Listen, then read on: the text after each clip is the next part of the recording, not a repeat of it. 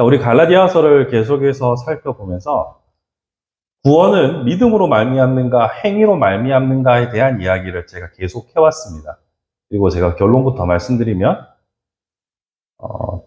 분명 우리의 구원은 믿음으로, 우리가 어떻게 행하느냐가 아니라 믿음으로 말미암아 구원이 주어진다고 제가 누차 말씀드렸습니다. 그렇다고 해서 행위가 우리의 삶에서 무시되고 배제되어야 할 것인가? 또 그렇지는 않지 않습니까? 그래서 이 믿음과 행위에 대해서 우리가 구원에 이르는 길에 대해서는 믿음이라고 확언하였지만, 그럼 그 이후에 우리의 삶은, 우리의 행실은 어떠해야 하는가에 대해서 오늘은 한번 살펴보려고 합니다. 오늘 본문을 보시면 너희는 성령을 따라 행하던가 아니면 육체를 따라서, 육체의 소욕을 따라서 사는가, 이 두 가지의 삶을 대조해서 이야기합니다. 그러면서 오늘은 먼저 육체를 따르는 삶이 어떠한 것인가를 설명하고 있고요.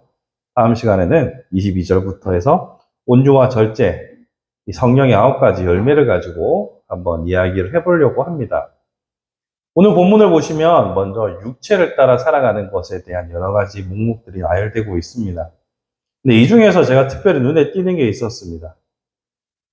육체의 일은 분명하니 라고 말하면서 19절부터 말하는데, 곧 음행, 더러운 것, 호색, 이까지는 우리가 능히 잘 알 수 있습니다. 근데 20절을 보시면 우상 숭배와 주술과, 여기 보면 육체의 일에 우상 숭배와 주술이라는 것이 있습니다.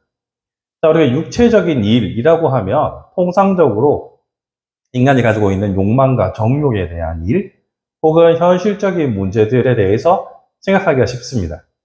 근데 여기 보면 우상 숭배와 주술, 이 포함되어 있는 것을 보게 됩니다. 자, 우리가 흔히 주술 이런 거 하면 되게 영적인 일이라고 많이들 생각을 하시잖아요. 누구는 신 받았다, 뭐 이런 얘기도 많이 들어보셨을 것이고, 구슬하는 일이라거나 아니면 신내림, 뭐 이런 여러 가지 이 무속적인 신앙의 세계를 보면서 우리는 저것이 되게 영적인 일이다라고 흔히들 착각을 합니다. 특별히 오늘날 한국 사회에서 이 영적인 일이라고 오해받고 있는 무속에 대해서 우리가 한번 생각을 좀 해볼 필요가 있습니다. 결론부터 일단은 말씀드리면, 여기 우상숭배와 주술 같은 일은 결코 영적인 일이 아니라 그저 타락한 육체의 정욕을 따른 일이다라는 것을 먼저 염두에 두시고 이야기를 시작해 보려고 합니다. 요즘 이 나라가 여러 가지 일들로 떠들썩합니다. 이슈가 이슈를 덮고 경제적인 문제, 외교 문제, 혹은 뭐 안보 문제, 어디 하나라도 조용한 구석이 없고 조용한 날이 없습니다. 그 중에서도 이번 주에 제 눈과 귀를 사로잡았던 것은 대통령실을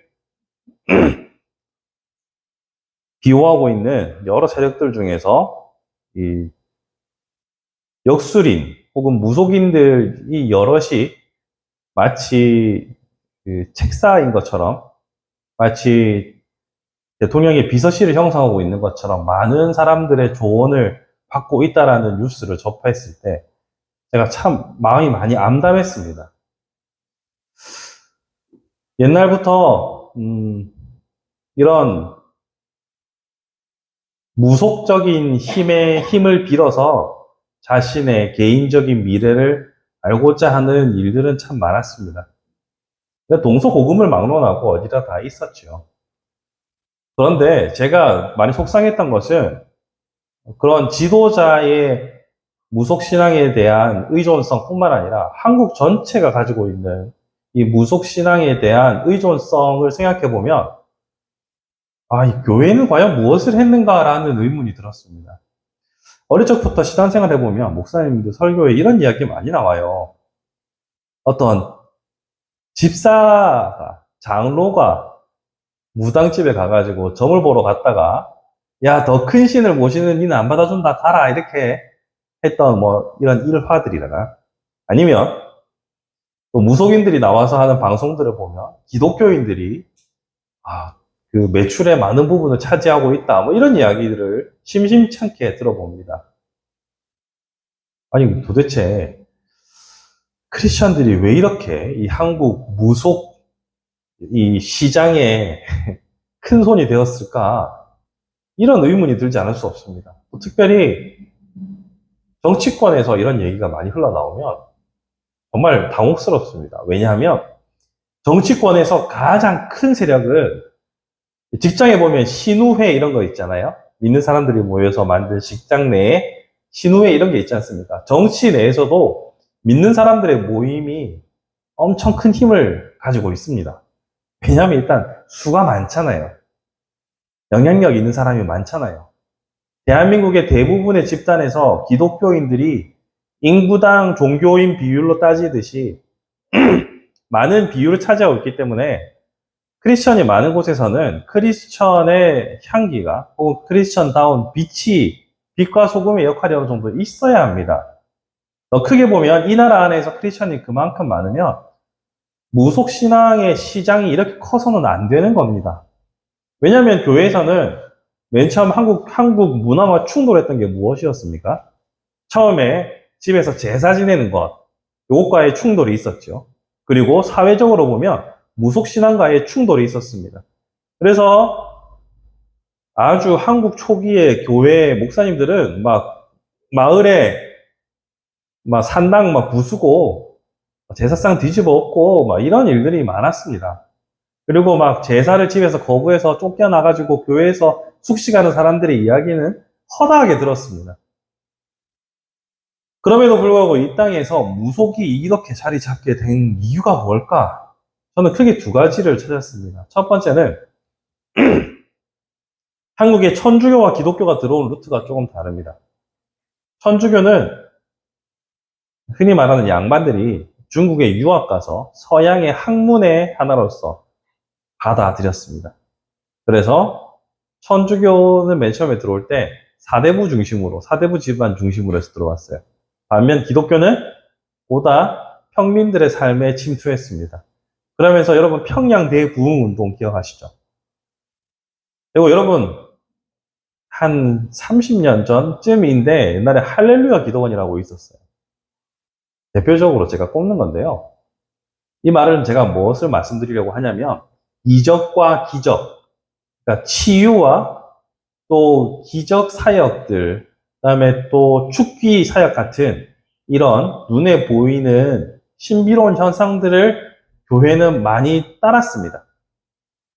그런 역사들을 추종하는 이 흐름 속에 있다 보니까 무속신앙과 완전히 결별되지 않은 채 한국 교회가 흘러왔던 거죠. 그래서 교회를 다니면서도 기복신앙 이야기 많이 하잖아요. 이것이 사라지지 않는 것이고 교회의 직분을 가지고 있으면서도 무속신앙인들을 찾아가는 이 흐름이 완전히 끊어지지 않는 겁니다. 제대로 말씀을 배우고 제대로 하나님을 그리고 예수 그리스도를 안다면 이 땅에서의 삶이 전부가 아니고 또한 하나님께서 원하시는 것은 참으로 이 땅에서의 번영이 아니라는 것을 더 나아가서 하나님의 사람으로 온전해지고 하나님께 영광을 돌려드리라는 것을 사람들이 제대로 안다면 그렇게 목숨 걸지 않을 텐데 무속적인 신앙 혹은 눈에 보이는 기적과 이적을 추구하는 우리의 전통과 역사가 계속해서 그 무속의 유혹들을 벗어나지 못하게 만들어 왔다는 거죠. 또 하나의 갈래가 있습니다. 또 하나의 갈래는 뭐냐면 바로 여기 본문에 나와 있는 겁니다. 육체의 일은 우상 숭배와 주술과 원수 맺는 것과 나와 있죠. 이게 영적인 일이 아니라 엄밀히 따지면 육체의 일입니다. 다시 말해서 여러분 무당을 부르는 것을 여러분 잘 생각해 보세요. 보통 어디서 구슬한다 이렇게 하면 내세의 영광을 위해서 혹은 자신이 떠받드는 그 장군 신을 위해서 하는 겁니까? 아니잖아요. 자기를 위한 거잖아요. 주술과 우상 숭배는 철저하게 자기를 위한 겁니다. 그래서 육체적인 일인 겁니다. 즉 이런 짓거리들은 다 자기를 위한 겁니다. 이기적으로 자신의 육체를 위한 것이기 때문에 육체의 일이라고 말하고 있는 겁니다.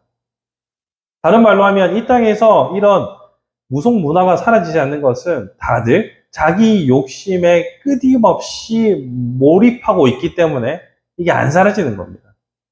단순히 내일이 미래가 궁금해서요? 단순히 사주팔자가 궁금해서요? 아니요. 철저히 자기 욕심에 의해서 움직이고 있는 시장이라는 겁니다. 그래서 제가 두 번째 이유로 가져와 보면 첫 번째, 한국 교회가 그런 신비주의로부터 벗어나지 못했기 때문이요. 둘째는 한국 교회도 여전히 욕심에 사로잡혀 있기 때문에 이러한 무속신앙을 쫓는 겁니다. 그러면 우리는 이 두 가지 문제를 해결해야겠죠. 첫 번째, 신비주의를 탈피해야 합니다. 예수님의 사역을 보시면요. 예수님이 병자를 고치시고 기적을 행하시는 일들이 많습니다. 하지만 더 많은 양을 차지하고 있는 것은 예수님이 산에 올라가 앉으셔서 가르치셨던 겁니다. 예수님이 더 집중했던 것은 너희는 나를 누구라 하느냐 물으시고 또한 메시아가 누구인지를 밝히시고 가르치시는 것이 예수님의 주된 일이었습니다. 바울의 역사를 보십시오. 바울이 이적을 행하지 않은 것은 아닙니다만 바울이 주도적으로 했던 것은 무엇입니까? 당신이 죄인이다. 당신은 그러나 구원받았다. 당신은 하나님의 백성이다. 당신은 더 이상 율법의 매인자가 아니요 자유인이다. 성경은 계속해서 그런 얘기를 합니다. 하지만 자꾸 우리의 시선은 이적과 기적을 향하고 있고 우리의 시선은 이 땅에 살아가는 우리 자신의 욕심을 향해 있다는 겁니다. 그런 의미에서 우리는 다시 한번 기독교인으로 살아간다는 것, 그것이 무엇인지 생각해 봐야 하고 이 땅의 교회는 어느 방향으로 하고 있는지 생각해 보아야 합니다. 얼마 전 한국교회는 서울에서 대규모 집회를 가지면서 동성애 및 차별금지법에 대한 법의 저항을 전국 단위로 해서 이루었습니다. 물론 우리가 그렇게 우리의 의견을 피력하고 할 수 있습니다. 하지만 그 결과가 지금 몇 주가 지난 결과가 오늘날까지 어떤 영향을, 어떤 사건을 일으켰고 어떤 파급 효과를 일으키고 있는지 생각해 본다면 잘 모르겠습니다. 왜 그런 줄 아세요? 우리가 삶으로 빛과 소금의 역할을 실패했기 때문입니다. 우리가 삶으로 성령을 따르는 삶을 살아가지 못했기 때문입니다. 우리는 여전히 육체의 욕심을 이루려 살아가고 있기 때문입니다. 그런 의미에서 우리는 달라져야 합니다. 우리 바른교회부터 달라져야 하고 우리 주변의 크리스천들이 달라져야 합니다. 어떻게 달라져야 합니까? 육체의 욕심을 이루는가 아니면 성령을 따라 행동하고 있는가 스스로 묻고 답해야 합니다. 그런 의미에서 육신을 따르는 일의 구체적인 증거들 19절부터 음행과 더러운 것과 호색과 우상숭배와 주술과 원수 맺는 것, 분쟁, 시기, 분냄, 당짓는 것, 분열, 이단, 투기, 술취함, 방탕함들에 대해서 경계해야 합니다. 그 중에서 특별히 오늘은 제가 우상숭배와 주술을 강조했습니다. 이것이 결코 영적인 일이 아니라 욕심에 기반한 것이라는 사실을 알고 여러분 주변에 많은 이들에게 알려줘야 합니다. 여러분 많은 이들에게, 많은 크리스천들에게 혹은 크리스천이 아닌 사람들에게도 알려주어야 합니다. 이것은 영적인 일이 아니라 그저 욕망에 따른 결과물이라고 얘기해줘야 합니다.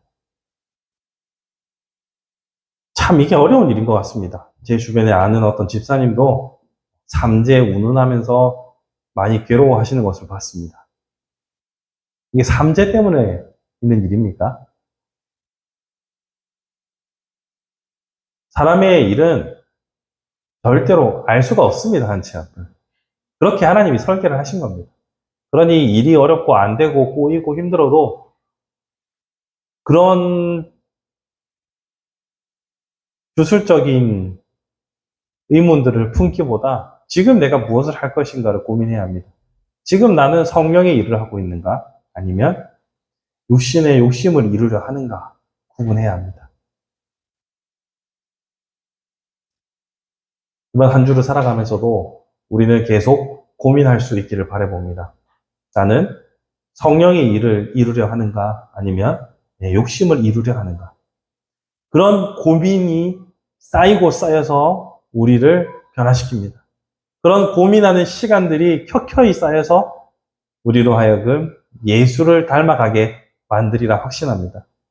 어느 하루아침에 갑자기 우리의 성정이 절대 변하지 않습니다. 우리는 서서히 변해갈 겁니다. 그것을 끊임없이 포기하지 않고 날마다 고민하고 스스로 물어볼 수 있는 저와 여러분의 삶이 되었으면 좋겠습니다.